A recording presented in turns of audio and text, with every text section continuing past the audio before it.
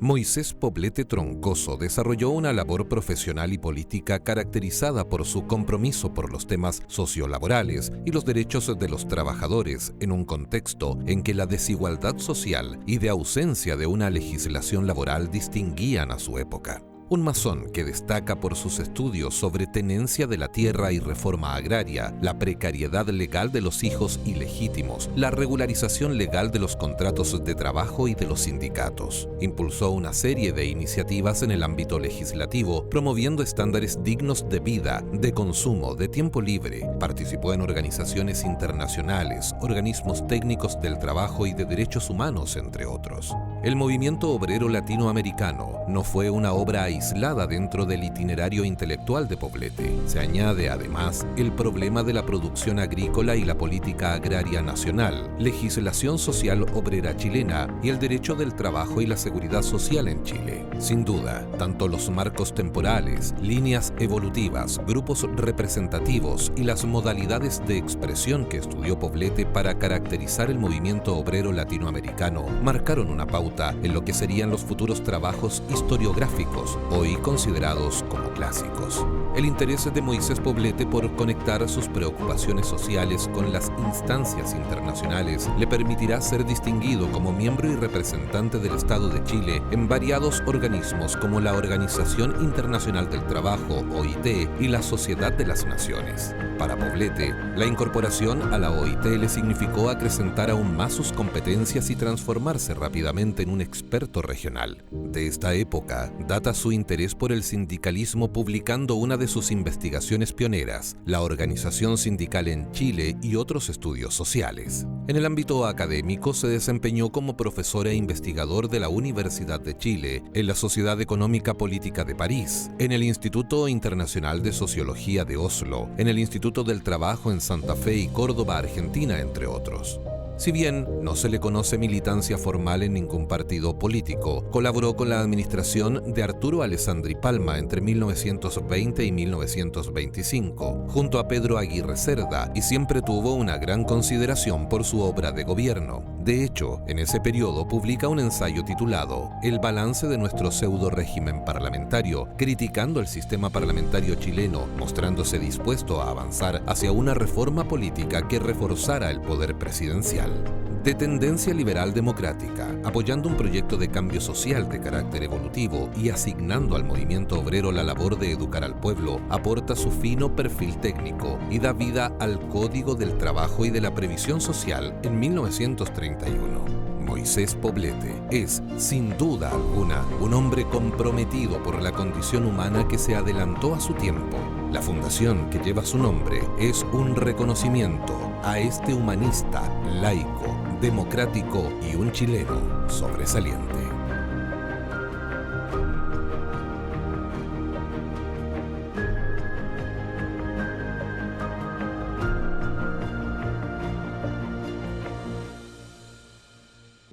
Siendo el día y la hora señalada, muy buenas tardes a todos. Queremos enviarles un fraternal saludo y agradecer su presencia a nuestro primer taller 2022 de la Fundación Moisés Poblete Troncoso, la quinta revolución industrial, científica, tecnológica y sus impactos en el mundo del trabajo, en relación con los 17 Objetivos de Desarrollo Sostenible, sus desafíos y consecuencias.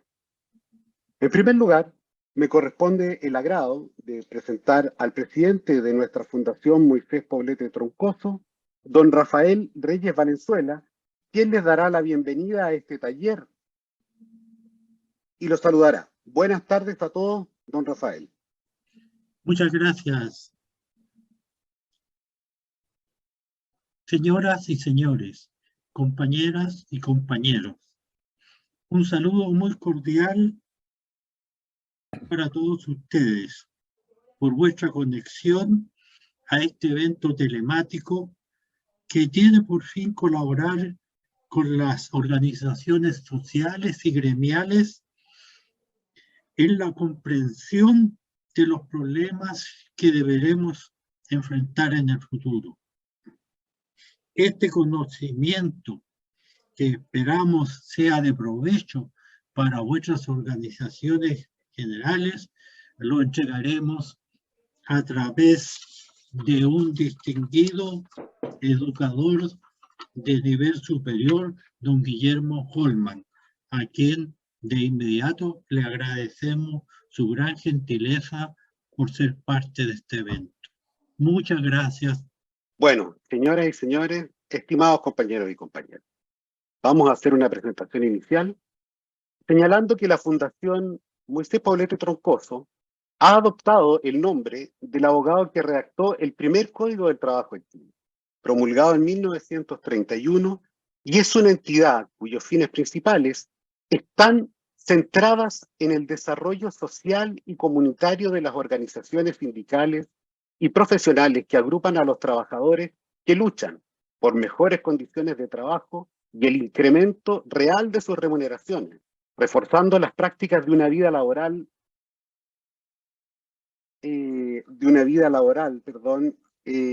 sin exclusividades, privilegios ni favoritismo. Ante igual labor, trabajo o tarea, la misma remuneración, cualquiera sea el sexo, etnia o condición social del trabajador. Además, la Fundación, por la inspiración de sus creadores, estima que la educación es el único medio real para generar movilidad social, para que las familias, con su esfuerzo comunitario, puedan alcanzar niveles reales de crecimiento y logre así la sociedad toda avanzar hacia estados más justos y equitativos.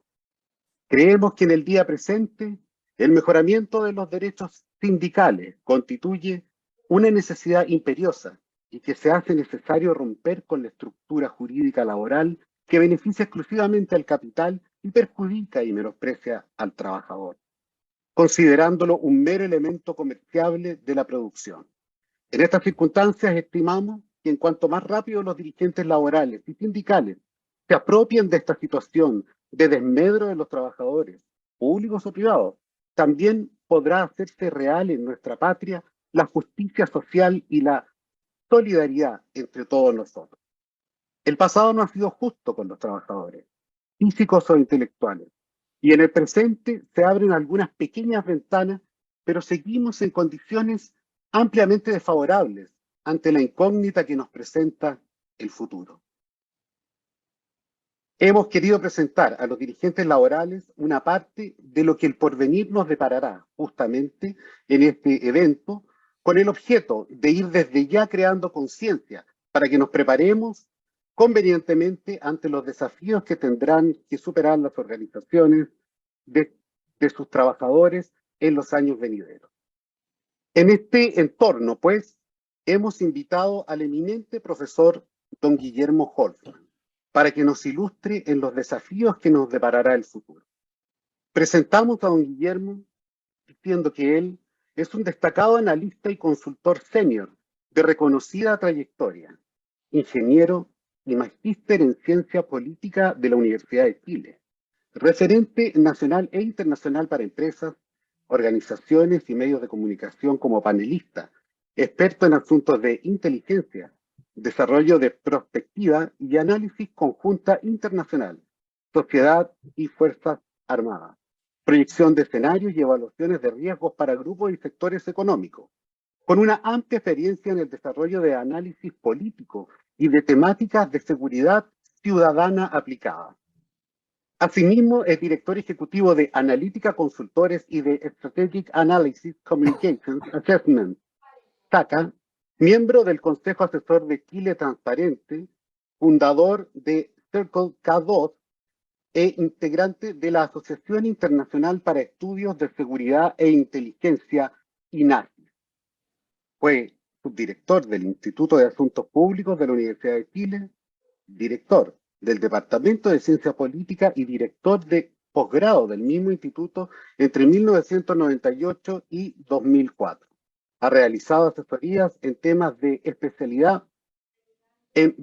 especialidad en Brasil, Paraguay, Ecuador, Colombia, Estados Unidos, Haití, Bolivia, Guatemala, Panamá, Nicaragua y México. Destacado profesor universitario, de suscrito también. Tuve el agrado de tener a mi profesor. en estudios de posgrado en la Escuela de Gobierno y Escuela de Negocios de la Universidad Adolfo Ibáñez actualmente, y en la Universidad de Chile, académico invitado en proyectos colaborativos del Observatorio de Sostenibilidad de la Facultad de Economía y Negocios PEN de la Universidad de Chile y el Centro de Estudios Avanzados de la Pontificia Universidad Católica de Valparaíso, Santiago CEA PCD.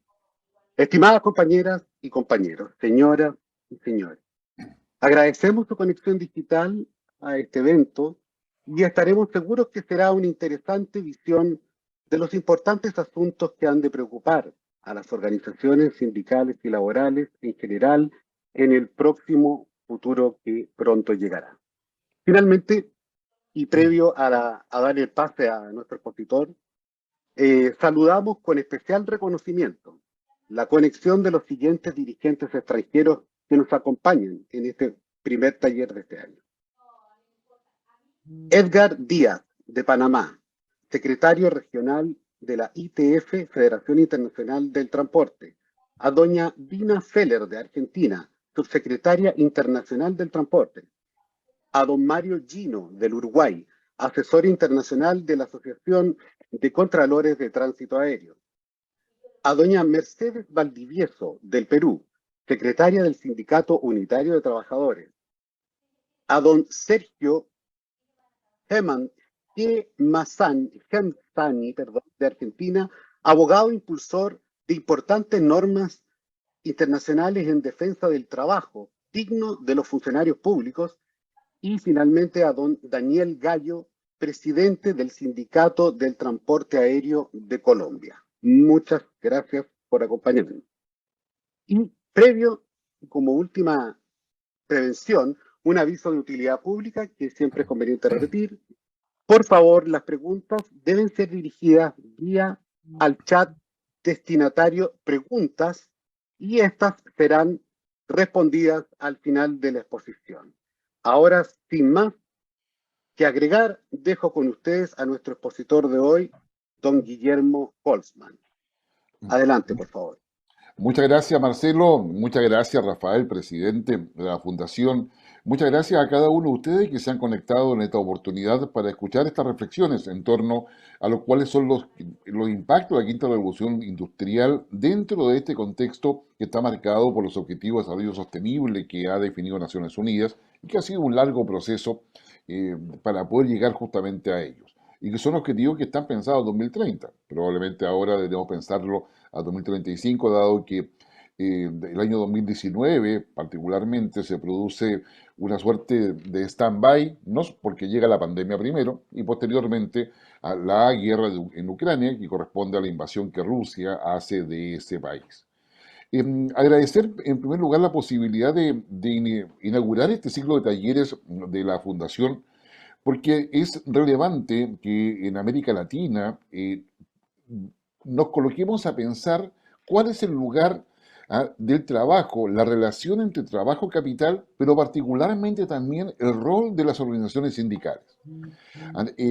Y esto es muy importante poder entenderlo, porque si no logramos mirar el futuro para anticiparlo, no vamos a saber qué hacer en el presente. Si las organizaciones sindicales, como varias otras más que hay en la sociedad civil, se dedican solamente o colocan su foco en superar los problemas del pasado, siempre van a estar atrasados respecto a la evolución que tienen los procesos, digamos, sociales, económicos y productivos a nivel global. Entonces, el foco, un poco lo que yo quiero presentarles es, ¿sabe qué? Miren, miremos lo que está pasando alrededor. Gran parte de lo que yo voy a entregarles son elementos de reflexión. No les voy a hacer una clase respecto a lo que es la cuarta y quinta revolución industrial, porque me parece que eso lo pueden leer ustedes en internet. Hay muchos mejores profesores probablemente que lo pueden explicar. Pero acá este es un taller, y la idea del taller es generar, digamos, capacidad de análisis, perspectivas distintas, y generar un diálogo que permita irnos preparando para lo que viene a futuro. Para ello, permítanme, voy a compartir la presentación. La idea es que esta quinta revolución industrial, que es científico, tecnológica, ya vamos a ver de qué se trata, pero también afecta claramente al mundo del trabajo, pero en un contexto completamente distinto. Solamente déjenme adelantarles de que hoy día, a nivel de Naciones Unidas, a nivel de organismos internacionales, lo que está patente, lo que está instalado es la alianza público-privada, como se le conoce normalmente, y que probablemente muchos de ustedes digamos, han sido parte de eso o lo han escuchado en muchas propuestas y en muchos procesos de negociación incluso. Esa alianza público-privada, digamos, coloca un punto de inflexión en la relación entre capital y trabajo, primero que nada. Pero también coloca exigencias e imperativos en la relación del Estado con la economía, con el sector económico y con el sector laboral. Es decir, entonces, en consecuencia, que se requiere ahí una perspectiva mucho más amplia. ¿Qué es lo que no tenemos en general? Y por eso la importancia de lo que está haciendo hoy día la Fundación Moisés Poblete Troncoso. Es preocuparnos y ocuparnos de entender este proceso para poder mirar hacia adelante cómo debemos seguir en las negociaciones, en el diálogo con el sector económico empresarial, con el Estado, que es muy relevante, y también entre las distintas fuerzas laborales, entre las diversas organizaciones sindicales. Esos elementos requieren reflexión y estudio. El orden de presentación que vamos a tener es más o menos el que ustedes ven en pantalla. Vamos a ver el tema metodológico para finalmente ver, bueno, a qué nos estamos enfrentando realmente. Hay una serie de tendencias, algunas solamente las voy a mencionar muy rápidamente, porque yo creo que todos sabemos lo que estamos hablando. El tema es cómo generamos la reflexión que necesitamos, que sería lo primero. A ver, primero, empecé un poco con los enfoques metodológicos. ¿Qué es un enfoque metodológico? Es saber la manera en que se ve la realidad y los procesos en los cuales estamos inmersos. Por lo tanto, en general, el primer debate que siempre vamos a tener es cómo ve la realidad el Estado o el gobierno, con el cual corresponda conversar, cómo lo ve el sector empresarial en sus distintas manifestaciones, cómo lo ve, ¿no es cierto?, los otros trabajadores, por ejemplo, los trabajadores que están en la minería o que están en la línea logística, por ejemplo, ven la realidad de forma distinta. Los trabajadores del Estado también lo ven de forma distinta. Y la primer desafío siempre va a ser, particularmente ahora en el siglo XXI, entender cómo va a ser el enfoque metodológico que vamos a compartir. La OIT ha hecho bastante avance en términos de eso, pero aún todavía está en la etapa propositiva. Lo propio han hecho el Fondo Monetario Internacional, también está trabajando la OCDE en todo eso, y el enfoque metodológico pasa a ser en consecuencia un elemento central para entender lo que pasa. No lo voy a agotar con todo esto, pero solamente decirles que si uno quiere entender lo que está pasando hoy día, debe tener presente de que hubo un cambio el año 1989 cuando se desintegra la Unión Soviética, donde aparece el Consenso de Washington. El Consenso de Washington, que es un acuerdo firmado en la ciudad de Williamsburg, digamos, a unos 300 kilómetros de Washington, D.C., estableció que el marco de referencia macroeconómico en el cual iba a seguir el mundo funcionando, ahora sin la Unión Soviética, iba a ser bajo un esquema macroeconómico neoliberal. Es ahí donde se establece en noviembre de 1989 que el marco de referencia mundial iba a ser, digamos, el neoliberalismo en su perspectiva macroeconómica, lo cual lleva a que todos los países estemos preocupados todos los meses de la inflación, del tipo de cambio, del tipo de inversión, de la producción industrial, qué sé yo, y de todos los indicadores del desempleo, que son responsabilidad en todos los países del Ministerio de Hacienda o Finanzas, según como se denomine, y del Banco Central. Y esos dos organismos, el Ministerio de Hacienda y Finanzas, dependen directamente de las orientaciones que les diga o que les imponga el Fondo Monetario Internacional, que aparece como elemento regulador de todo lo que es este modelo macroeconómico a nivel global y que le da el sustento y le ha dado el sustento a la propia globalización. Entonces, hay un modelo, digamos, económico que ha determinado incluso estructuras políticas y también con un impacto social que es claramente inevitable no percibir, específicamente en los países que son emergentes o con menor desarrollo o en vías de desarrollo, que correspondería a gran parte de los países de América Latina. Entonces yo creo que hay una primera cosa. La segunda cosa que sucede es entender que poseemos una interacción intensa, es decir, estamos hoy día con las redes sociales, con la plataforma de comunicación a la cual podemos acceder, comunicados en tiempo real, y eso genera una interdependencia que es realmente muy alta. Una interdependencia que hoy día, estamos en agosto del año 2022, se pone en duda a raíz de lo que está sucediendo con la invasión de Rusia a Ucrania. Todo lo que era el multilateralismo, es decir, la capacidad de cooperación entre los países para poder enfrentar el futuro y el desarrollo, ¿no es cierto?, de los mercados y el desarrollo productivo y competitivo que se había instalado a raíz de todo este proceso globalizador, hoy día empieza a plantearse con un cuestionamiento. El multilateralismo ha disminuido, la cooperación entre los países ya pasa por otros filtros distintos a la idea de la cooperación abierta para poder desarrollarse en conjunto, y empiezan a aparecer las primeras vías de proteccionismo. Miremos lo que ha hecho India, por ejemplo, respecto al grano que ellos producen y que están afectados por la sequía, pero también afectados por la necesidad de asegurar el alimento para toda su nación. Lo propio está haciendo China, lo propio está haciendo Estados Unidos y varios países europeos, y los principales productores primero empiezan a mirar su propio interés y empiezan a guardar lo que ellos necesitan. Lo habíamos visto ya eso con las vacunas del COVID-19, pero pensábamos que era algo totalmente extraordinario, pero ahora empezamos a mirar con preocupación qué es lo que sucede. Permítame decirle solamente que parte de estas dudas que le estoy planteando ahora se van a despejar solamente en parte cuando se sepa cuáles van a ser los resultados en las elecciones de medio tiempo en Estados Unidos, que son en el mes de noviembre, y saber si acaso el Partido Demócrata mantiene mayorías, al menos en la Cámara de Representantes, y capacidad de manejo en el Senado. Si así no fuese, va a haber una modificación importante respecto al rol de Estados Unidos en el mundo. Pero por otra parte, en noviembre también, el Partido Comunista Chino tiene su congreso, donde no solamente debe cambiar la parte importante del Comité Central, sino que este nuevo Comité Central que se va a escoger en China deberá ratificar al presidente Xi Jinping de ahí en adelante. Y ahí está en juego todo lo que es el proyecto, digamos, estratégico ya que está el 2049, tiene una etapa al 2030, otra etapa al 2049, de China. Ahora, ¿por qué es tan importante estos dos países? Porque Estados Unidos provee parte importante de la tecnología que tiene que ver con la quinta revolución industrial, y China provee los bienes que se producen a raíz de esta quinta revolución industrial y que lleva al conflicto que hay actualmente entre China y Estados Unidos, particularmente, y para decirlo en una sola línea, como respecto a la propiedad intelectual. ¿Quién es dueño del conocimiento que permite el desarrollo de nuevas tecnologías y nuevos bienes y servicios?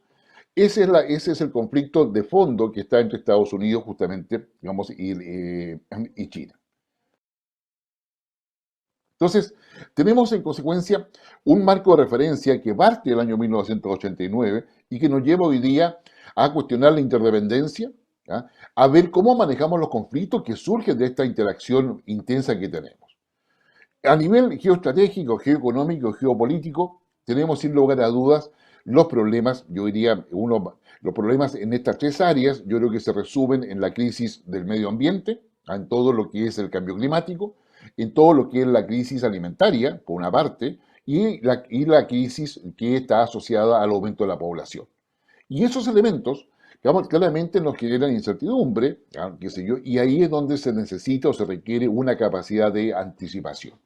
La hambruna en África, la situación en varios países asiáticos, la situación en Medio Oriente, son temas estresantes respecto a lo que implica la perspectiva del futuro. ¿Por qué? Porque tenemos afectado, por ejemplo, las líneas logísticas, tanto marítimas, en menor medida aéreas, pero también tenemos la incursión de nuevas tecnologías en todo eso, desde blockchain, por una parte, hasta lo que es la automatización e inteligencia artificial aplicada a todo eso. Entonces, los temas geoestratégicos, geoeconómicos, geopolíticos pasan a ser importantes. ¿Y para qué decir de las comunicaciones y tecnologías? Todo hoy día se hace en tiempo real.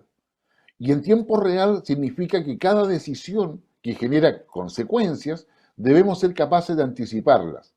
En consecuencia, toda organización que sigue planteando una visión reactiva respecto a lo que pasa, se va quedando atrás inevitablemente y va generando una carga adicional que evita enfrentar los problemas nuevos como oportunidad y con un criterio de innovación. ¿Qué estamos diciendo con esto? Que la comunicación, y más allá de la fake news, más allá de todas unas cosas que la afectan, debemos estar preparados. Y ahí nos falta, yo diría, actualización, nos falta capacitación, y nos falta la perspectiva de qué es lo que viene a futuro. Y esa visión de futuro es la que nos permitirá a nosotros tener mayor claridad en torno a cómo poder actuar. Y estos tres elementos que hemos señalado como principales en esta primera aproximación son fundamentales que en el mundo laboral, en el mundo sindical lo tengan, porque significa cambios en las organizaciones sindicales, significa cambios y transformaciones, me atrevería a decir, en la perspectiva y en la relación que van a tener en esta nueva ecuación de capital y trabajo con los nuevos elementos que surgen del siglo XXI. Y se requiere tener una visión, yo diría, mucho más abierta. Ya vamos a profundizar sobre eso. Entonces, acá tenemos una serie de elementos que son importantes. Solamente para poder entregarle un elemento concreto, hay cosas que han pasado en estos últimos años y que están reflejados ahí en la lámina con el elefante negro. El elefante negro se usa en la visión prospectiva para poder señalar aquellas cosas que están tan encima de nosotros que no somos capaces de verlo porque están encima, no las distinguimos. Un poco lo que ustedes quieren, que es cuando los árboles no te dejan ver el bosque. Es el elefante negro. Y por otro lado está el cisne negro. Y el cisne negro, en esta visión de prospectiva, la prospectiva es una disciplina y metodología que se dedica a estudiar el futuro, el cisne negro tiene una connotación que corresponde a un evento de muy baja probabilidad, pero de muy alto impacto. Entonces, ¿qué cosa es lo que tenemos acá? Tenemos el elefante negro que no veíamos, pero que estaba ahí o no queríamos ver, y estamos hablando a nivel de toma de decisiones, era la desigualdad. Una desigualdad, multidimensional, una desigualdad sistémica, estructural, podemos darle muchos apellidos, pero finalmente una desigualdad que se expresa en forma distinta en la diversidad de países que tenemos.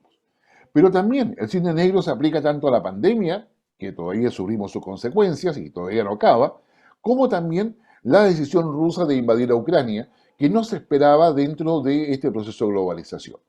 Hay un enfoque metodológico que dice hay volatilidad, incertidumbre, complejidad y ambigüedad. Y esos son elementos que debemos saber manejar. La incertidumbre significa capacidad de ver los actores y procesos que están en funcionamiento y que es necesario describir y distinguir adecuadamente.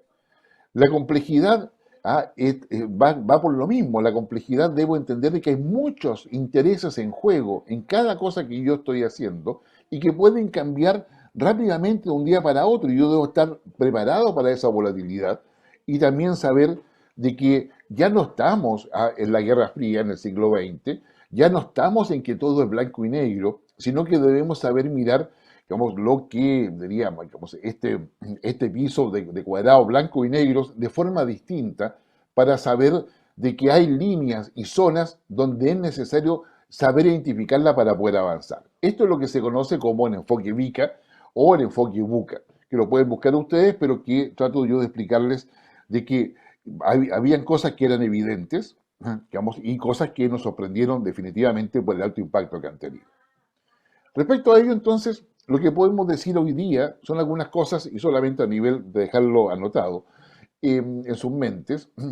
Es necesario de que frente a lo primero, a la desigualdad, hay un gran desafío del punto de vista del ejercicio del poder democrático o de la democracia en general, que además están debilitadas a nivel mundial, y que es necesario poder mirar cómo se enfrenta todo eso. Una desigualdad que no tiene solamente que ver con lo económico, dicho sea de paso, sino que varios otros elementos más. Lo otro, tener claro de que frente a lo que estamos viviendo hoy día, ¿quiénes son los países que tienen mejor posibilidad de superarlo o navegar adecuadamente? Aquellos que tienen el objetivo de largo plazo. Son los que tienen la posibilidad de decir, yo quiero, que el año 2040, por ejemplo, nuestra brecha salarial sea de tanto, que nuestro nivel de uso de tecnología o capacidad productiva sea de tanto. Si yo me planteo eso en 2040, yo puedo, en virtud de ese objetivo a largo plazo, tomar decisiones ahora y empezar a tomar, necesitamos inversiones. ¿Cuánta inversión debe ser privada? ¿Cuánta inversión debe ser del Estado? ¿Cuánta educación necesitamos para los trabajadores que van a estar al 2040? ¿Qué debemos hacer hoy día para que eso suceda? Esa es la idea un poco de tener esa visión a largo plazo. Hoy día, con lo que pasa con la pandemia, con Ucrania, con China, con Estados Unidos, entre varias otras cosas más, los países que tengan esa visión a largo plazo tienen mejor capacidad de negociar con Estados Unidos, con China, con India, con Rusia, con la Unión Europea, etc. Entonces, en América Latina, si vemos este criterio, estamos al debe porque nuestros países en general funcionan con objetivos conforme a la duración del gobierno que tengamos. Y es ahí donde tenemos una gran debilidad. Y esa debilidad hace que todas las condiciones, más bien sociales, se precaricen en vez de poder avanzar adecuadamente a escenarios mucho mejores. Entonces ¿cómo logramos generar una cierta autonomía estratégica? Depende mucho de esa visión de largo plazo. Y en términos digamos, laborales, sindicales, es fundamental para poder saber cómo se va a plantear una hoja de ruta de negociación. Porque más allá de que hayan objetivos a nivel global, es necesario, digamos, generar diálogo y negociación ahora, pero una visión de largo plazo, y irla construyendo. Y eso significa formar nuevos dirigentes, tener pensamiento propio, como estructura orgánica, laboral o sindical, tener propuestas concretas. Y esos elementos hoy día son fundamentales para poder avanzar. Una segunda cosa es entender que entre lo que ha ido pasando en las distintas etapas de este proceso de globalización que empezó el año 1989, ya vamos en la globalización 4.0, a mi modo de ver al menos, es necesario entender que hoy día estamos en un punto de inflexión. Un punto de inflexión que se iba a dar el año 2020, finalmente llega la pandemia, en 2021 también se quiere dar ese punto de inflexión, pero lo que está claro para la OCDE, por el Fondo Monetario, para los organismos que orientan el funcionamiento global de la economía y de este proceso de globalización, es que tiene que haber una modificación en la relación Estado-mercado. ¿Qué significa eso? Significa que tiene que existir una nueva perspectiva que ya nos aleja del modelo macroeconómico neoliberal inicial y nos coloca frente a nuevas situaciones. ¿Cómo se puede hacer funcionar a la sociedad, al mercado y al Estado de una forma que configure una ecuación que dé como resultado un desarrollo para todos? Y ese desarrollo para todos tiene que ver con calidad de vida, tiene que ver con dignidad de las personas y tiene que ver con transparencia. Esos elementos pasan a ser parte hoy día de la discusión, yo diría, central en la cual están los organismos internacionales. Y esos elementos hoy día se ven, digamos, retrasados por la pandemia y por los costos económicos que se está viviendo a raíz de la guerra de Ucrania. Entonces, ¿quiénes van a definir esto? Lo va a definir el Fondo Monetario, lo va a definir las potencias, y va a depender de quién, de la cooperación internacional. Entonces, cuando uno empieza a mirar esto y ve, bueno, ¿y con quién converso yo? Tengo los organismos internacionales, tengo organismos económicos, organismos políticos, pero en los gobiernos en general, y en Chile no es la excepción, no hay una unidad de pensamiento estratégico que supere los gobiernos. En consecuencia, quedamos atrapados en la contingencia, es decir, estamos discutiendo siempre lo que hay que arreglar del pasado, pero no tenemos tiempo y no hay con quién conversar respecto a cómo construimos el futuro o qué futuro queremos construir. No obstante que hay muchas ideas. Yo conozco bastante América Latina y en todos los países hay una visión de futuro, pero no hay aquella unidad que genere la voluntad política que permita avanzar en diálogos que sean constructivos para todo eso. Entonces, acá la cuestión de fondo que nos vamos a enfrentar es que está en juego detrás de lo que es la invasión de Rusia a Ucrania, es que efectivamente tenemos una problemática donde lo que se está en juego es el orden mundial va a estar bajo la hegemonía de Estados Unidos, la Unión Europea y Reino Unido, O por el contrario, que sería la propuesta de Rusia, debería haber un equilibrio multipolar donde esté Estados Unidos, Reino Unido, Unión Europea, India, China y Rusia. ¿Ah? Probablemente esa sería la primera línea. La segunda línea estaría conformada por Turquía, por Irán, que es por Brasil, probablemente como por los países BRICS en general, ¿ah? Y después habría una reestructuración del equilibrio de poder a nivel mundial, que no solamente tiene que ver con lo político, sino que también con lo económico, o sea, más bien con lo geoestratégico y con lo geoeconómico.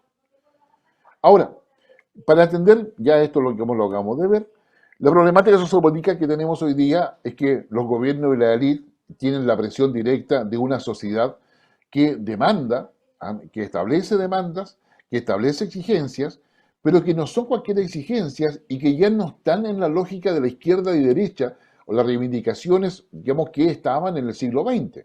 Son demandas que son más complejas en el sentido de que tienen más elementos.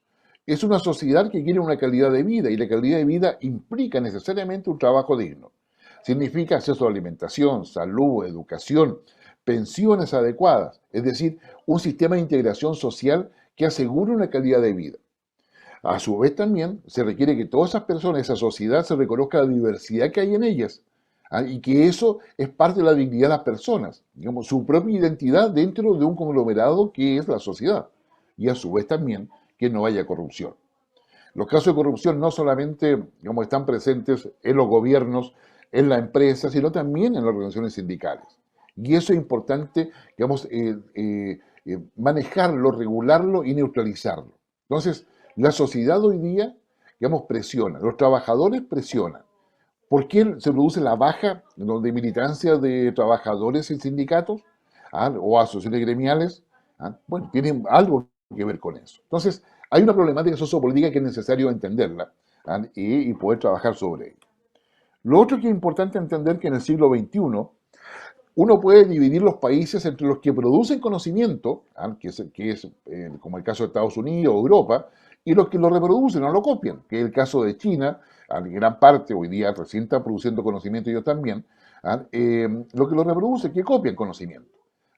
Bueno, es ahí donde está el conflicto del siglo XXI, entre los que producen y reproducen y que se refiere específicamente a lo que es la propiedad intelectual. Podemos estar tranquilos entonces, como ustedes verán, vamos para darle un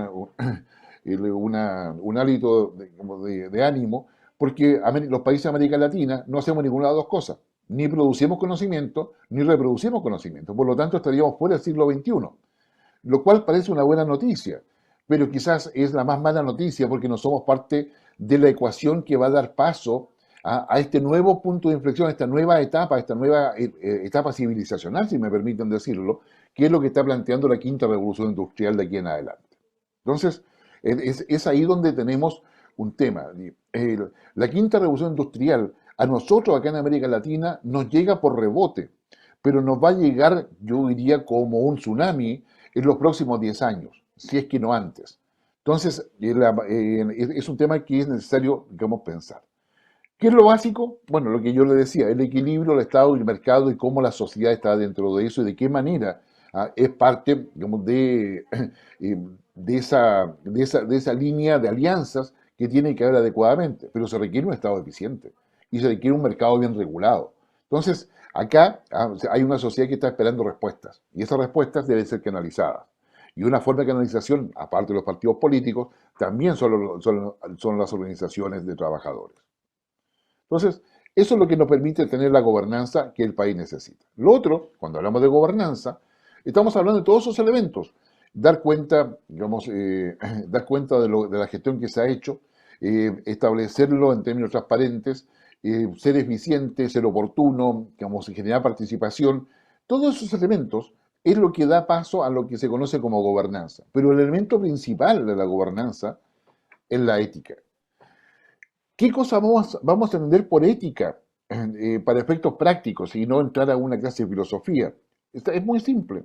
O sea, ser coherente entre lo que se dice y lo que se hace. Si usted dice una cosa, la hace. Pero no diga cosas que no va a hacer. Ni haga cosas que no dijo. ¿Ya? Entonces tiene que haber una coherencia. Si usted quiere ser todavía más ético, Yo lo emplazo a que lo intente porque créame que ya esto no es fácil. Decir, digamos, poder hacer lo que se dice. Si quiere ser más exigente consigo mismo, tiene que ser coherente entre lo que piensa, lo que dice y lo que hace. Y ahí lo quiero ver. O ahí la quiero ver. No es fácil. Entonces yo creo que el tema ética cruza todo lo que está por delante, todo lo que viene por delante. El tema ético es fundamental para poder manejar toda esta red de elementos, conocimientos, datos que tenemos nosotros. Si uno quiere considerar algunos elementos geoestratégicos, ahí están un poco las fases de la distinta etapa de la globalización. Hoy día estamos, del 2021 en adelante, qué sé yo, la reforma de la plataforma neoliberal. El año 2011-2020 surge un socialismo capitalista, perdón, postcapitalista y un liberalismo postcapitalista. Tenemos cuarta y quinta revolución industrial, nueva normalidad. O sea, tenemos una serie de elementos que nos dicen que hoy día estamos en un momento, en un punto de inflexión relevante respecto al proceso de globalización, y por eso, aunque yo le agradezco a la Fundación nuevamente, poder hablar de lo que esto significa.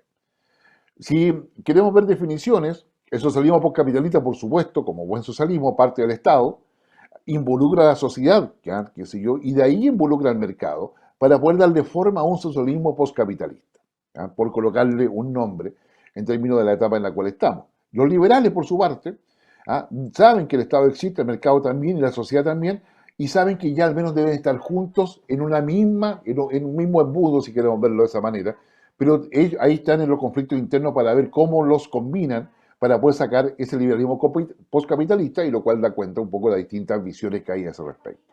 Entonces, eso para poder tenerlo como elemento.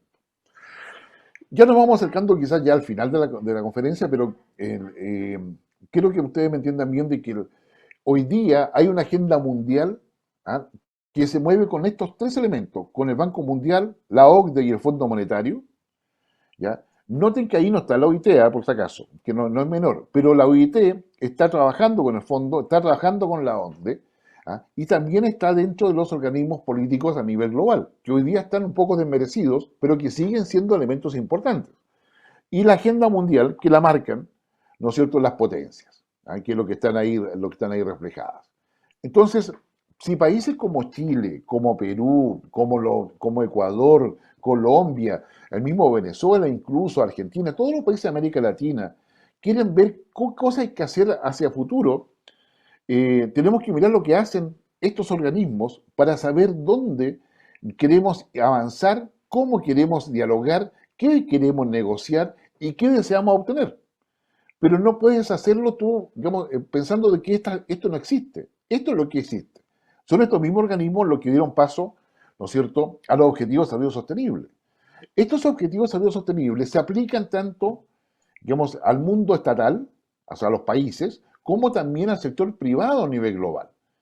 Y yo creo que nadie puede estar en desacuerdo con esto. Fin de la pobreza, hambre cero, salud y bienestar, educación de calidad, igualdad de género, agua limpia y saneamiento, energía asequible y no contaminante, trabajo decente y crecimiento económico, industria.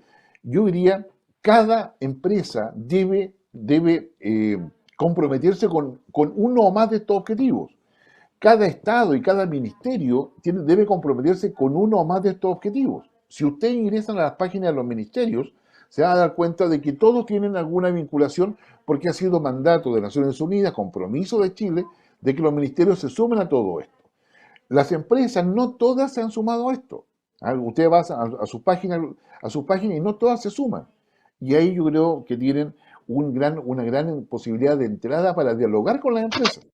Lo propio pasa con las organizaciones sindicales, que prácticamente ninguna tiene compromiso con los objetivos de desarrollo sostenible. No obstante, que esto es lo que lleva, ¿no es cierto?, y va avanzando en lo que respecta a los objetivos, a los escenarios a los cuales se desea alcanzar a nivel mundial, y donde todos están comprometidos con esto.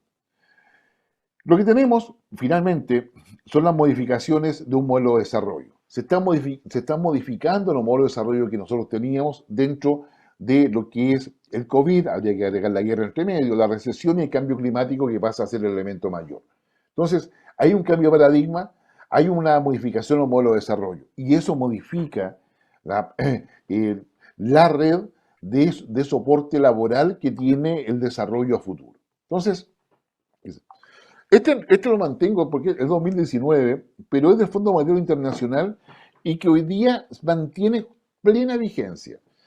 Es una reunión que se hizo en enero de 2019 en Washington, llamada reunión de primavera, donde dicen el gobierno tecnológico. Y creo que el Fondo Monetario lo hizo bastante claro, poner a la gente en primer lugar con un gobierno simple, eficiente y transparente. ¿Ya? Eso es lo que se exige hoy día. ¿Ya? La desigualdad de ingresos es importante, señala. Entonces, ¿cómo garantizamos el crecimiento económico que beneficia a muchos y no a pocos? ¿Ya? Impulsando la inversión en personas e infraestructura. No hay, la OIT misma tiene toda la visión del trabajo futuro centrado en la capacitación y la inversión en las personas. El aprendizaje es importante. ¿Por qué necesitamos una revolución del aprendizaje? Porque es evidente de que la formación que estamos dando hoy día no es suficiente para poder enfrentar el cambio tecnológico de la cuarta y particularmente de la quinta revolución industrial. Entonces, se requiere movilizar financiamiento.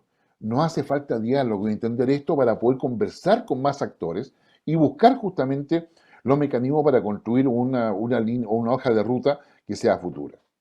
¿Qué es lo que va a pasar? ¿Qué es lo que está pasando hoy día? ¿Cuáles son las dimensiones en las cuales hay preocupación? El ciberespacio. ¿Quién controla el ciberespacio? Estamos hablando de los hackers, estamos hablando de redes sociales, estamos hablando de la Big Data. El océano. El control por el océano. China tiene todo lo que es el océano Pacífico, ¿no es cierto? India está con el Indo-Pacífico, que suma al Pacífico el Índico, ¿ya? Pero el Pacífico, pero el tema oceánico es relevante no solamente porque están las rutas marítimas. Ustedes recuerden que las rutas marítimas representan el 90% del comercio mundial. Es decir, todo lo que se consume a nivel global, un 90% llega a nuestras casas, a muchas cosas, por ruta marítima. Entonces, acá tenemos no solamente el tema oceánico tiene que ver con rutas marítimas, tiene que ver con el uso de los cables, qué sé yo, de Big Data que están bajo el océano. O sea, cuando usted habla de la nube, en realidad está hablando de cables bajo el océano. O sea, coloque cables G5, G5 océano, y le va a salir el mapa de los cables que hay bajo los océanos. Usted se va a sorprender. Parece algo, digamos, impresionante. El dominio, digamos, y lo otro del océano es que es ahí donde se considera que donde está la fuente alimenticia para los próximos 30 años, cuando lleguemos a la crisis alimentaria por exceso de población. El planeta no tiene capacidad de poder mantener a la población actual por los próximos 20 o 30 años sin poder asegurar la destrucción de la Tierra. Y si hoy día estamos preocupados del cambio climático, la economía circular, etcétera, aún así no alcanzamos a poder alimentar a toda la población de nuestro planeta. ¿Y dónde estaría la posibilidad de alimento? En el Océano Pacífico. Y ahí es cuando uno se pregunta, en el caso de Chile, Perú, Ecuador, países que tenemos un gran litoral, bueno, digamos, ¿y cuánto explotamos nosotros todo ese mar? Comemos muy poco pescado, como se habrán dado cuenta, somos mucho más del asado. Entonces, ahí hay tema. El espacio exterior. El espacio exterior hoy día está funcionando con una alianza público-privada, la NASA haciendo alianza con Elon Musk, ya hay viajes turísticos alrededor de la Tierra, se está preparando lo que es la colonización en Marte, para dejar instalaciones humanas ahí en Marte, eso ya viene en los próximos 5 años. ¿Quién domina la cuarta y quinta revolución industrial? Eso es propiedad intelectual, eso es innovación, eso es, digamos, una serie de cosas que debemos darnos cuenta, y la productividad ética, que pasa a ser un elemento esencial que coloca un imperativo, particularmente al mundo empresarial, que no se puede dejar, digamos, de lado. Entonces, yo creo que ahí tenemos una serie de elementos que son importantes. ¿Qué es lo que tenemos entonces? Que la actividad humana, y acá las organizaciones son fundamentales.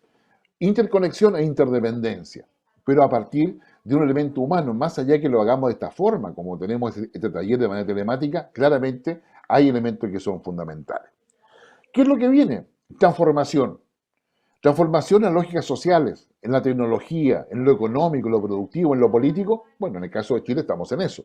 ¿Ya? Entonces, hay una transformación que básicamente es un imperativo.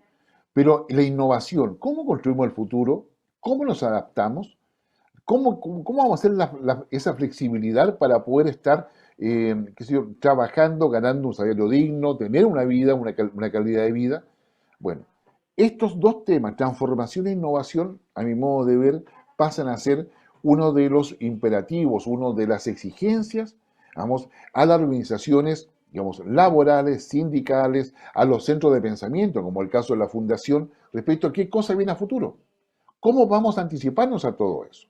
Entonces, ¿cuáles son los desafíos? Hoy día ya tenemos, y para aquellos que están en transporte aéreo, los que están en, qué sé yo, en toda la logística, en toda la línea logística, hay sistemas inteligentes de productividad y competitividad. Hay sistemas inteligentes, o sea, lo que todos usamos celulares, basta que uno de repente diga, quiero tal cosa, y le empieza a salir anuncios sobre eso. Lo mismo pasa en la búsqueda que usted hace con su computador. Entonces, el tema de la productividad, antes se usaba mucha gente para poder, digamos, tener una caja de manzanas.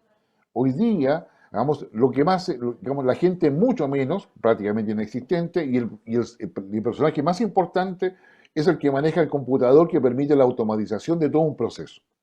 Entonces, acá tenemos desafíos respecto al empleo.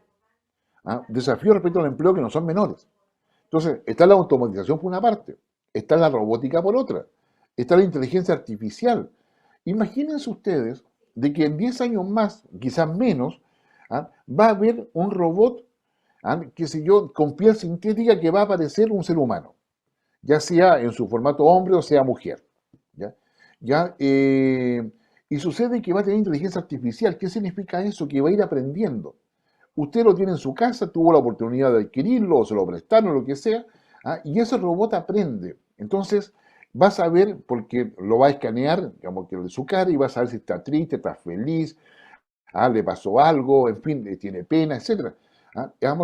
Y lo va a entender, y le va a responder como para lo que usted necesita, porque así está formado en su algoritmo. Su algoritmo es eso, tratar de aprender de cómo es usted.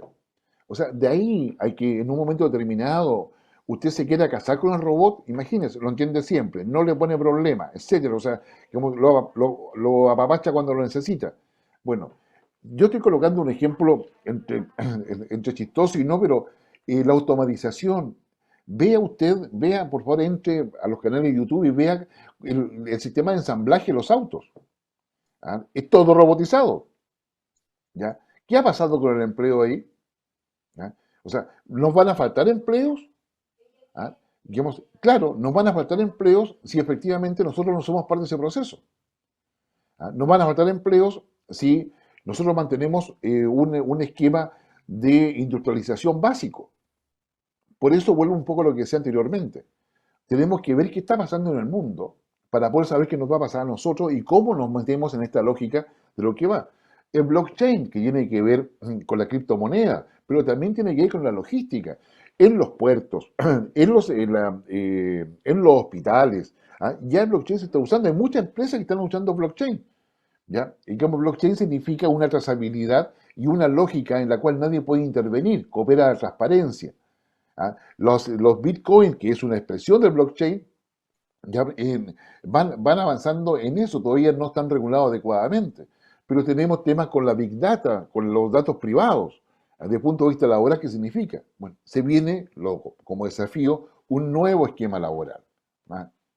Y ese nuevo esquema laboral tenemos que pensarlo, tiene que ser capaz. Si pensamos en el futuro, por el solo hecho que pensemos en el futuro, debe ser capaz de superar las deudas del pasado.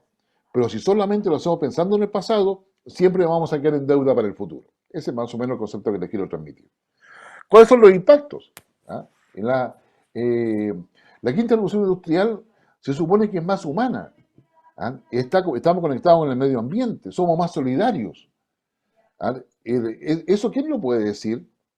¿Un país desarrollado? Lo podemos decir nosotros cuando no tenemos, digamos, las capacidades necesarias para poder, digamos, tener la gente preparada de educación. Hoy día, que si yo, gerentes de empresas que si yo, siguen trabajando en la lógica de una tensión permanente entre capital y trabajo. Para ellos todavía el trabajador es un costo y no una inversión. La quinta revolución industrial nos señala claramente de que el trabajador, que hoy día se denomina capital humano, es una inversión permanente, es una inversión. Los mayores problemas hoy día de las empresas, y muchas en Chile no la entienden ni en Perú ni en otras partes, hay dos fases que pasan a ser fundamentales. La primera es la retención del trabajador. Como estamos en un esquema altamente exigente y donde la productividad es fundamental, para que un trabajador en cualquier área sea plenamente productivo, requiere entre 3 y 8 meses.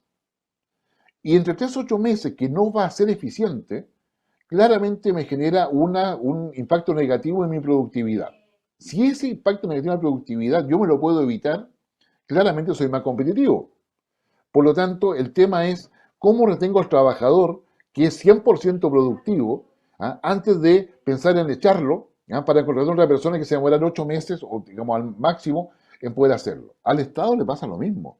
El Estado contrata gente, claro, y para que sea productivo en términos del rol del Estado que está al servicio de la comunidad, se demora entre 8 meses y 1 año y medio para que conozca todo lo que hay que hacer y cómo hacerlo. Entonces, uno de los mayores temas hoy día para las empresas que están ya avanzando en la cuarta y quinta revolución industrial es la retención. Y la retención supone la adaptación laboral. O sea, supone de que yo a un trabajador le doy nuevas habilidades y competencias para que pueda seguir trabajando y siendo productivo porque yo lo considero una inversión y es parte de todo mi modelo de negocio. Bueno, esos elementos, estas nuevas formas de ver las cosas, es necesario poder tenerlo presente. Entonces, porque debemos ser capaces de cooperar a este modelo de integración social, pero a su vez también anticiparnos un poco a lo que sucede. Entonces, hoy día los sistemas productivos son cada vez inteligentes. Ahora, pero al lado de eso, necesitamos industrialización, y eso yo creo que es importante. ¿Qué es lo que sabemos? ¿Qué es lo que yo les decía? Los empleos cualificados requieren desarrollar una serie de competencias y habilidades. Pensamiento crítico, curiosidad, capacidad analítica, gestionar equipos virtuales, resolución de problemas complejos, visión estratégica del negocio, flexibilidad cognitiva, conocimientos técnicos y digitales. Además de tener que estar en fase beta permanente. ¿Qué significa en fase beta? En base beta de experimentación. O sea, estamos haciendo esto porque va a cambiar. ¿Ya? Entonces, digamos, es necesario, digamos, anticipar el futuro. Entonces, yo digo, todos esos temas que están ahí en la lámina, hoy día no se enseñan solamente en la universidad. Entonces, la capacitación continua, la actualización permanente de los trabajadores son metas esenciales que están asociados a la calidad del empleo y a un trabajo digno y decente. Esos elementos hay que juntarlos para poder generar las propuestas que se requieren en el siglo XXI.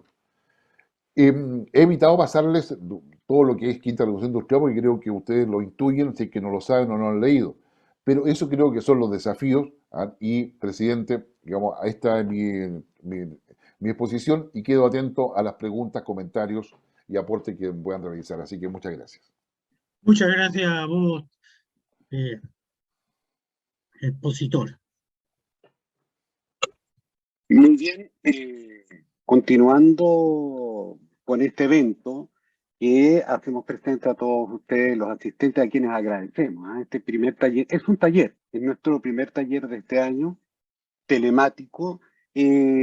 Vamos a dar paso a don Carlos Ulloa, quien está colaborando aquí con la Fundación, recopilando las principales preguntas para aprovechar las dudas que ustedes hayan surgido y reflexionado o otras que nos puedan ir haciendo llegar y que le vamos a plantear a través de don Carlos a nuestro expositor, don Guillermo Holzman, aprovechándonos de su presencia y de la claridad de los conceptos. Así que, sin más por mi parte, y para que tengamos la oportunidad de ver la mayor cantidad de preguntas posibles, dejo con ustedes a Carlos Ulloa con las preguntas. Muchas gracias, Marcelo. Muchas gracias, Guillermo, por tu exposición. Y bueno, hemos recibido varias preguntas, pero en beneficio del tiempo, he tratado de agruparlas en temas que son más o menos similares. Espero lograr ese propósito y si no es así, les pido las disculpas a los asistentes. Esta es la primera pregunta, estimado Guillermo. Un ratito. Pregunta 1. Ante el resurgimiento del proteccionismo en el mundo, ¿cuáles son los desafíos para Chile, que tiene una economía abierta? ¿Cómo se abren y qué acciones se podrían adoptar? Muy buena pregunta. A ver, yo aquí, eh, más allá de lo que yo les pueda expresar ahora a modo de reflexión, es importante, yo llamaría a las asociaciones más grandes que tienen esas capacidades, generar centro de análisis del futuro de anticipación. O sea, es necesario pensar sobre esto y no solamente quedar con la opinión que uno puede dar o otro destacado intelectual pueda señalar. Hoy día tenemos a nivel global que el proteccionismo se instala como una alternativa real. Proteccionismo significa tener una industria que sea autosustentable. Volvemos a los años 40, 50, más del siglo XX, ¿ya? Que sea sustentable, que podamos alimentar a nuestra población. Ahora, cuando uno dice eso hoy día en el siglo XXI, significa para el caso de Chile, que es altamente dependiente con todo su tratado de libre comercio, etcétera, vamos, hacer un cambio de matriz, digamos, industrial y de matriz de supervivencia completo. O sea, nosotros hoy día tenemos una agricultura enfocada a la exportación en lo principal. Tenemos una industria de ensamblaje o muchas cosas enfocada en la exportación. Por lo tanto, hay un cambio de modelo completo.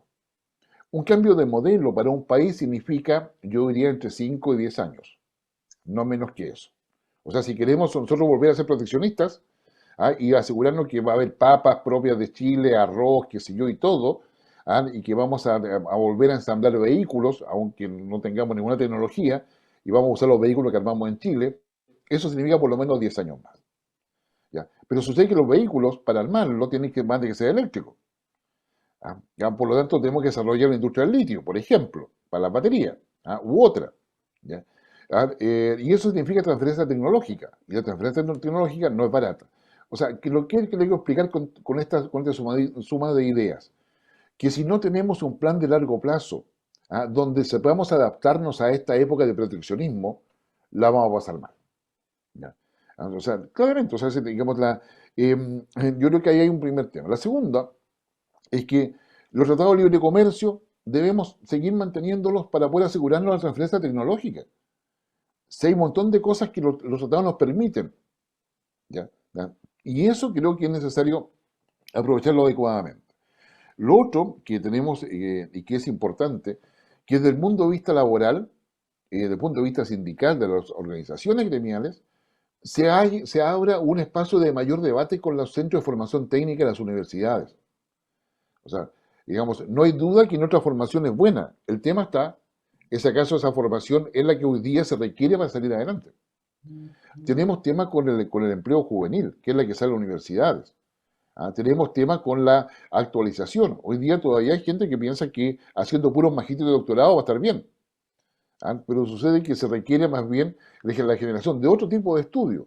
Entonces nos falta un poco la articulación de estas cosas. Si ustedes me preguntan cómo enfrentamos el proteccionismo, la primera cosa es teniendo presente que estamos convergiendo en un mismo diagnóstico, en un mismo espacio de diagnóstico, yo diría que es el mismo, pero donde se necesita entender que si nosotros no sabemos movernos en la forma y mecanismos que usan las potencias, no vamos a poder pretender ni generar un cambio de modelo que sea, suponte tú, proteccionista, o generar una cosa novedosa que nos permita navegar por las aguas que nos dejan justamente las potencias. Entonces, acá nos hace falta una reflexión donde tenemos que generar un camino propio pero no desde la improvisación, ¿ya? Y un camino propio que dura por lo menos 10 años, es decir, independiente de quién gobierne, es un camino donde se requiere una perspectiva mucho más concreta para poder avanzar. Muchas gracias. Voy a proceder entonces con la segunda pregunta, que es la siguiente. En relación al nuevo orden mundial, de los organismos internacionales existentes hoy, por ejemplo, el Fondo Monetario Internacional, el Banco Mundial, la OCDE, etc., a su juicio, ¿cuáles son los que mantendrán su vigencia y cuáles serán reemplazados? Uh, a ver, yo diría que el que mantiene su vigencia va a ser el Fondo Monetario. Eventualmente, bueno, y el Banco Mundial también, pero el tema del Fondo Monetario y el Banco Mundial es cuál es el rol que tienen las potencias que los financian. O sea, para nadie es un misterio de que el Fondo Monetario no es una organización, digamos, de beneficencia, ¿ah? Donde la gente se suma porque quiere cooperar. No, ahí hay un tema de poder importante, donde los principales digamos, financistas del Fondo Monetario, ¿ah? Son las potencias. ¿Ya? O sea, por lo tanto, yo diría, si el conflicto actual se resuelve en términos de que el mundo sea multipolar, por ejemplo, que es la propuesta de Rusia, ¿ah? Digamos, la cantidad de plata que cada potencia va a colocar en el Fondo Monetario, ¿ah? Va a ser más o menos equivalente y no con la supremacía que hoy día tiene Estados Unidos. Todos los países del mundo aportan al financiamiento del Fondo Monetario, dicho sea de paso. Y ese aporte, tal cual pasa con los organismos internacionales, es un porcentaje del PIB, ¿ah? Del Producto Interno Bruto de cada país. Entonces, o sea, la economía chilena, por ejemplo, representa, si mal no recuerdo, el 0,05% de la economía mundial. ¿Ya? O sea, si Chile desaparece de esta perspectiva, nadie se da cuenta, digamos, porque no somos, pero si desaparece India, todo el mundo se da cuenta. ¿Para qué decir con los fertilizantes, los granos ahora con Rusia y Ucrania? Entonces yo diría que el Fondo Monetario va a tener cambios, lo mismo que el Banco Mundial, conforme se resuelva el tema entre Estados Unidos y China y con Rusia. Yo creo que hay un primer tema y tenemos que estar atentos a qué cosa pasa con eso. El tema de la OCDE lo dejo aparte porque es una organización gubernamental de los países que son desarrollados. Y ahí, por ejemplo, está México, qué sé yo, y a Chile se le abrió una puerta para que ingrese. Chile es el último en la lista de la OCDE. Pero ¿qué cosa hace la OCDE? Nos genera orientaciones respecto a las políticas públicas en todas las áreas, educación, salud, laboral, empleo, etcétera, y genera buenas prácticas. Y está por la idea de la calidad de vida y está la idea por la transparencia.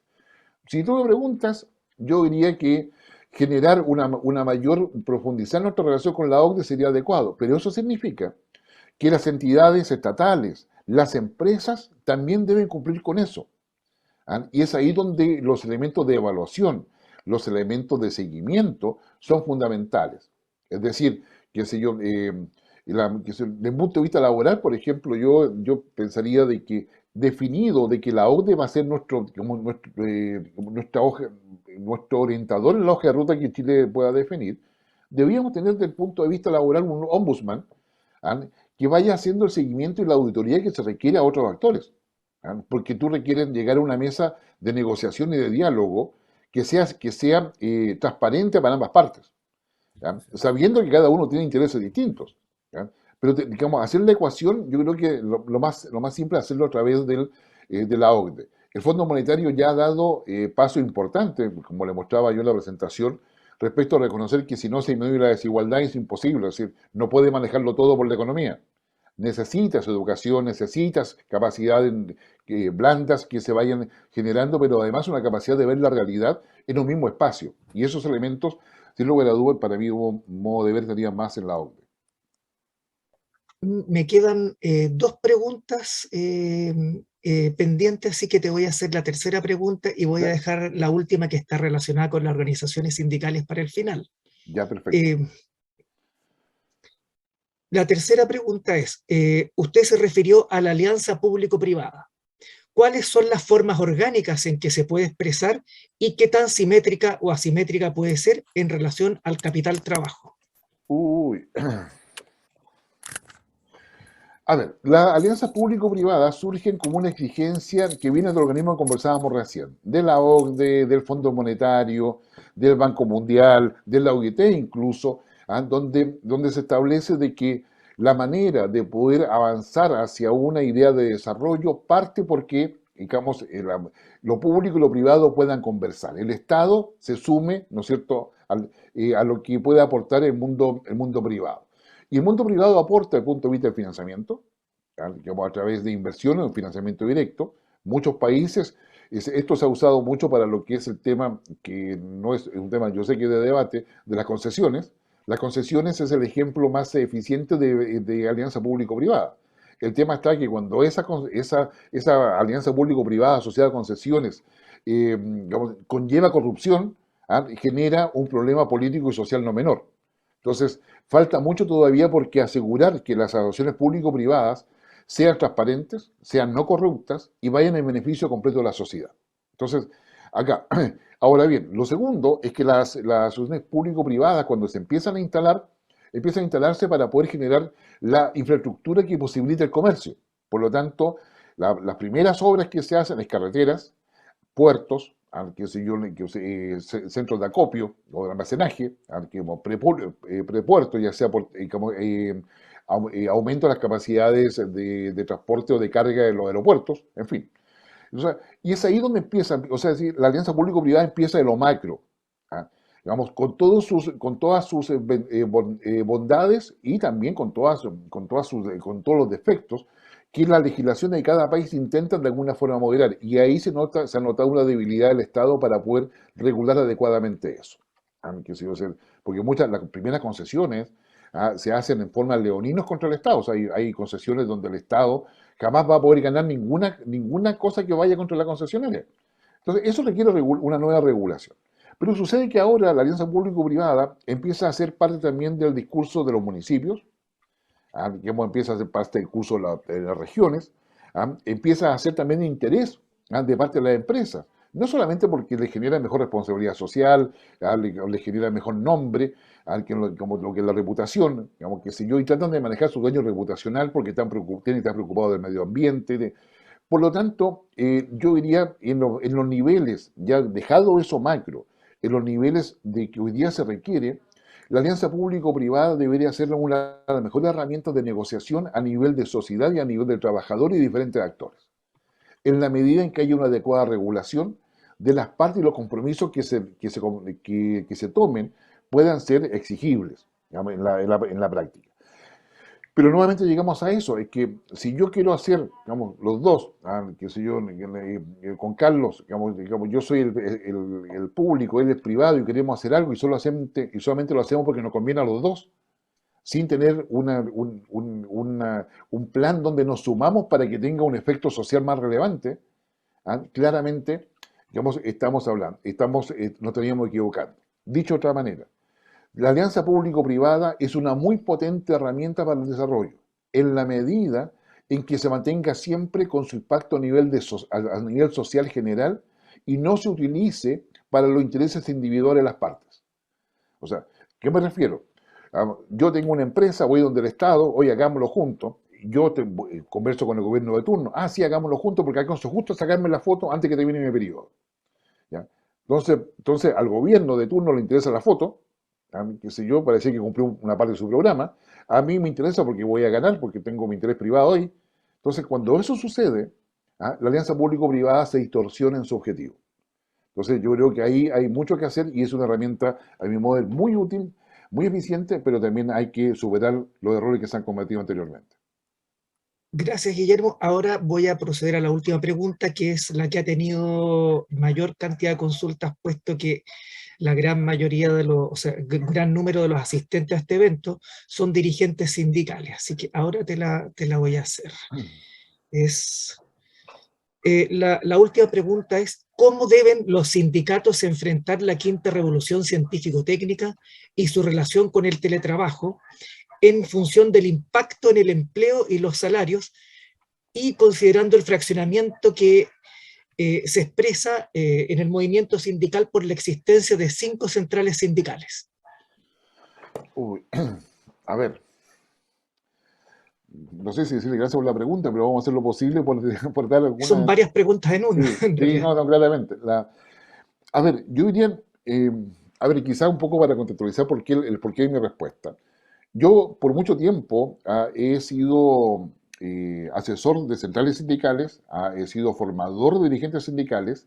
Tengo una historia, yo diría, bastante extensa en mi relación con con centros sindicales, con sindicatos, qué sé yo, y por lo tanto me permito decir eso para dar argumento a lo que voy a decir ahora. Eh, yo diría que los sindicatos hoy día se encuentran en una situación que no es distinta a la que pasa en el escenario político de cada país. Los sindicatos, tanto del siglo XIX como del siglo XX, de alguna forma se refugian y son utilizados por distintas ideologías para poder, digamos, presionar a lo que sería el cambio social. Digamos, con diferente intensidad y con diferentes cosas. Digamos, y de eso todavía queda. Lo cual no digo que sea malo, pero lo que sí digo es que hoy día, digamos, se requieren otras competencias y habilidades más allá de la particular ideología que tenga cada dirigente sindical. Vamos a decir, digamos, la ideología es importante porque es una motivación para el accionar, para actuar. Y esa motivación normalmente está asociada primero a que haya un mejor trato, que haya dignidad en el trabajo, que haya un buen salario, en fin, una serie de condiciones que hagan que el trabajo sea efectivamente un aporte, y yo insistir en que es una inversión. O sea, digamos, ya el trabajo no es un costo. Hoy día, digamos, llega a dar pena, por ejemplo, en Chile, en varios países, que frente a una recesión económica, lo primero que hacen es despedir trabajadores, cuando en realidad es lo último que se debe hacer. O sea, hay empresas a nivel también en Chile y a nivel global que cuando enfrentan recesión le aseguran el sueldo a los trabajadores, pero no parten por despedir a los trabajadores, ¿ya? Entonces, los que despiden están en el siglo XIX, siglo XX. No entienden lo que viene. Hay empresas que quieren automatizar todos sus procesos para despedir trabajadores. Luego, normalmente se da cuenta que mantener esas máquinas es mucho más caro que mantener a los trabajadores. O que podría haber ampliado su negocio con otras características en virtud de tener esos trabajadores y darles nuevas habilidades para que se mantengan en su lugar de trabajo. Entonces, yo creo que hay una serie de complejidades. Con eso, lo primero que yo debo decir. Hoy día, las centrales sindicales, más allá de que sean muchas o pocas, deben ser capaces de poder tener un espacio de convergencia respecto a cómo ven el futuro. Porque cada una de ellas tiene sus propias metas de corto plazo que tienen que ver con la deuda del pasado o con el presente. Pero es necesario preocuparse un poco del futuro. Lo segundo es que, como lo he dicho en muchas oportunidades, varias centrales sindicales, tienen que tener un think tank. O sea, para mí, por ejemplo, la fundación debería ser un think tank, o sea, donde se coloquen, es decir, yo buscaría en la fundación, bueno, ¿cómo se ve el tema del empleo acá? No en una ONG. Una ONG te aporta, pero una ONG viene con intereses previos, de quien sea, ¿ya? Entonces, creo que es importante generar un think tank, digamos, mirar hacia dónde vamos. Uno de los mayores riesgos que hoy día tenemos es que en virtud de la primera ola de automatización de la inteligencia artificial, va a disminuir, o sea, va a aumentar el desempleo. ¿Ya? Entonces, si va a aumentar el desempleo, tenemos que ver qué va a pasar con esas personas, o sea, cómo no pueden quedar en la calle, porque son trabajadores activos, calificados, etcétera, entender cosas. Y si no están calificados, hay que darle la herramienta para que se califiquen y puedan mantenerse en el espacio laboral. Entonces yo me atrevería a decir que hoy día, digamos, las organizaciones sindicales, por muy pequeñas, ustedes piensen que estamos en el mundo de las pymes. ¿Qué significa esto? Estamos hablando de pymes que tienen, o sea, y mini pymes incluso, que tienen menos de 100 empleados, o de 200. Pero que son relevantes y que no todos, digamos, tienen sindicatos o no todos están afiliados a sindicatos. Entonces, la relación, digamos, con las organizaciones sindicales, a lo mejor ya no es por la vía de la afiliación, necesariamente. Pero esas reflexiones no las hemos hecho adecuadamente, ¿ya? Hay algunos estudios en la OIT que son interesantes, hay unos estudios en otras organizaciones, acá en Chile también la he visto en el extranjero, Brasil hay bastante estudios, pero se requiere pensar en vínculo cómo se canaliza, ¿no?, las inquietudes y necesidades y demanda del trabajador. Hay sindicatos que son cero aporte. O sea, su objetivo es estar contra el empresario, o contra la empresa, ¿ya? Hay dirigentes sindicales, ¿ya?, en todas las áreas que gozan del fuero y no hacen nada. Entonces, hay un tema ético también en la dirigencia sindical que es necesario reforzar. O sea, la ética del dirigente es fundamental. Y esa ética, digamos, en muchos casos ha quedado, digamos, subordinada a sus intereses particulares o a sus intereses ideológicos, o lo mal llamado intereses ideológicos, porque en realidad lo usa como excusa, pero no se refleja en su actuar. Entonces, hay otros sindicatos que son un aporte y que debieran, digamos, caminar hacia eso, es decir, ser, qué sé yo, el Pepe Grillo, ¿ah? de cada directorio y ganarse el espacio ahí. Pero es un tema de diálogo y negociación, que para alguna empresa funcionaría muy fácil, pero para otra va a ser muy difícil. Entonces, tenemos que formar nuevos dirigentes, enseñarles cómo se dialoga y cómo se negocia en el mundo del siglo XXI. ¿Ya? Y muchas veces tiene que ver con saber el significado de una palabra. Digamos, saber usar bien, claro en los objetivos. ¿Ah? Hay mucho por hacer. Créanme que sí, en el mundo laboral hay mucho por hacer. Todavía tenemos leyes que son insuficientes. O sea, este think tank tiene que tener una unidad de apoyo legislativo para poder impulsar los cambios en la legislación. ¿Ya? O sea, entonces, hay gente que todavía trabaja como esclavo. La esclavitud es una realidad a nivel mundial, dicho sea de paso. Todavía existe, aunque ustedes no lo crean.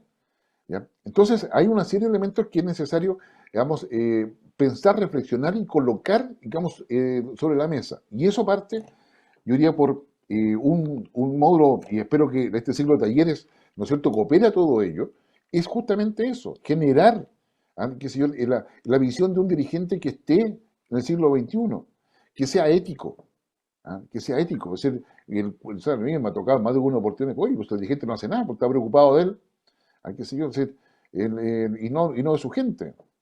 No habla con nadie, qué sé yo, siempre está ocupado. Y va encima, ¿cómo está ocupado si no trabaja? Pues si usa el fuero para no trabajar y está ocupado, entonces, y no me atiende.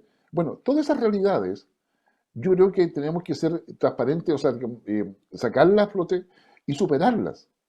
Es decir, yo antes le hablaba de decir, mira, hay dos momentos, la retención del trabajador en la empresa, ¿ya? ¿Cómo retenemos a la buena gente? Digamos, y el otro es el reclutamiento. O sea, ¿cómo se recluta? ¿Ya? Y ahí debemos tener, digamos, preocupación. Es impresionante, o sea, hay sindicatos, me consta a mí, de que son de sentido corporativo, no me toquen a ningún miembro del sindicato. Hay pruebas de que roba, hay pruebas de que no trabaja, hay pruebas de que se aprovecha, hay evidencia de todo eso, pero lo protegen igual. ¿Ya? Entonces, la ética, ¿dónde está? Yo empezaría, digamos, por ahí, un update respecto a qué problema estamos viendo. Y probablemente, o sea, yo lo que estoy mostrando es mi visión, y por supuesto no es la única. Pero si se convoca a varias personas, podemos llegar a, qué sé yo, a cosas impresionantes. Y yo creo que ahí muestra un camino donde el sindicalismo del siglo XXI no puede dejar de existir. Es necesario que exista, pero tenemos que formar a esos dirigentes. Formar a esos dirigentes y fortalecerlos, pero también aprovechar la experiencia. O sea, digamos, ya tenemos lecciones aprendidas. Ya, bueno, podría seguir hablando mucho más sobre esto. O sea, digamos, el rol de los sindicatos como obstáculos al cambio, como obstáculos a la transformación. ¿Ya? Entonces, no, pues los sindicatos tienen que ser capaz, porque si no, el sindicato saca solo. Claramente. Claro, porque digamos, el empresario siempre más incentivo, está en otra dinámica, que si yo ni siquiera el empresario malo que quiera aprovecharse, no, que haya productividad, que haya competitividad, y está dispuesto a asumir todos los costos que eso implica. Entonces yo diría, tenemos problemas serios cuando los sindicatos se transforman en un obstáculo a la transformación y al cambio. Y eso, bueno, eso requiere mucho más conversación porque hay que profundizar cada una de las cosas que estoy diciendo, pero se necesita necesariamente para los países de América Latina que estamos en una posición más abajo, tener, qué sé yo, lealmente, qué sé yo, los sindicatos que sean leales en sus luchas, sean leales en sus propuestas, pero siempre se mantengan en el mismo espacio, porque lo contrario, digamos, no se va a lograr avanzar, el mundo nos pasa por encima. Eso sería, disculpa, pero me entusiasma bastante el tema. Muchas gracias, Carlos Valenzuela.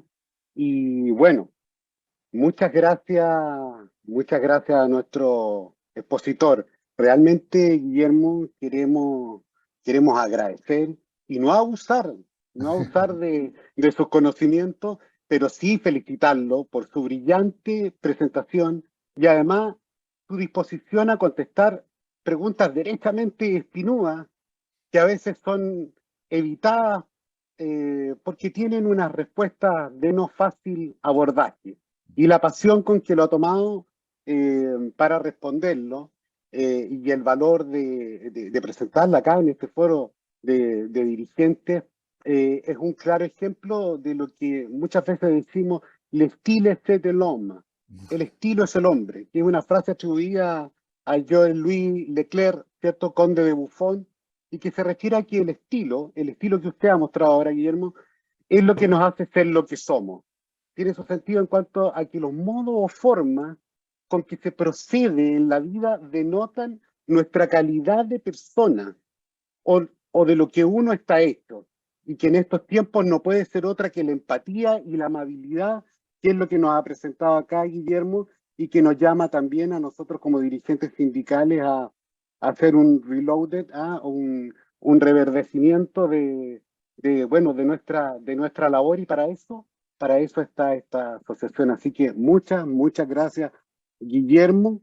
Y ahora, para finalizar y no abusar más del tiempo de todos ustedes, voy a ceder la palabra, por último, para una despedida, a nuestro secretario de la Fundación, don Carlos Valenzuela. Muchas gracias, estimado Marcelo. Espero que se escuche bien. Yo quedo muy satisfecho. Quiero agradecer especialmente a nuestros compañeros y compañeras de la región que nos acompañan, ¿cierto? Que se quedan hasta lo último, como Dina Feller, ¿cierto? De la Dirección y a Cargo Internacional del Transporte en Argentina. También a Mercedes Valdivieso, que es nuestra dirigente sindical bancaria del Perú. Y en general a cada una de las dirigentes y dirigentes que hoy día nos acompañan. Sé que estamos pasando por problemas medio complicados con algunas organizaciones, ¿cierto? Toda nuestra fuerza para el sindicato de las mutuales, que hoy está en negociación colectiva. Nos acompaña su presidenta, Luisa Stalbut, acá, va a hacer Rancún un ratito, ¿cierto? Y vamos a solidarizar también con el sindicato, nuestras dirigentes amigas que son de la Clínica Con Salud, que se encuentran en una huelga hace ya más de 15 días. Y nos vamos satisfechos en nuestro primer taller.